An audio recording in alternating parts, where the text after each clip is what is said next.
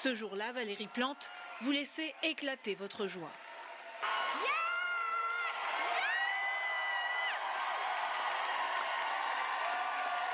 Le 7 novembre 2021, vous remportez la mairie de Montréal pour la seconde fois, vous qui, 5 ans plus tôt, étiez la première femme à la tête de la ville, des siècles après sa cofondatrice. Ce soir, nous avons écrit une nouvelle page d'histoire pour Montréal, 375 ans après Jeanne Mance.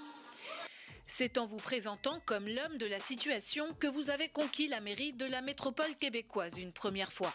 Verdir la ville, lutter contre le réchauffement climatique, en métro ou à vélo, une de vos priorités, vous irez jusqu'à défendre votre bilan devant les Nations Unies et ne cachez pas votre ambition d'être la voix qui compte au sein du C40, ce réseau mondial des grandes villes engagées dans la défense de l'environnement.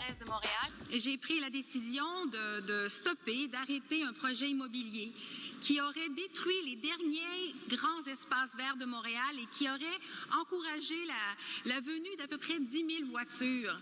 Au plus fort de la pandémie de Covid-19, Montréal est l'une des villes les plus touchées de l'Occident, avec plusieurs milliers de morts.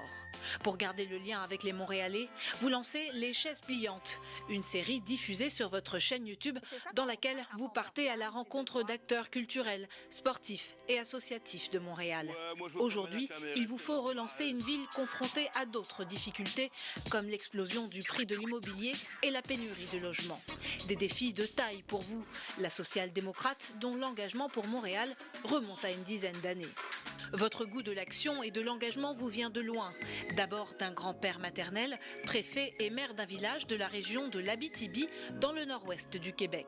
C'est là que vous naissez en 1974, dans la ville de Rouyn-Noranda, et ça ne s'invente pas, grandissez dans le quartier La Montée du Sourire. Votre père, commerçant, vous transmet la spontanéité et le sens du contact. De votre mère, vous héritez d'un féminisme très ancré.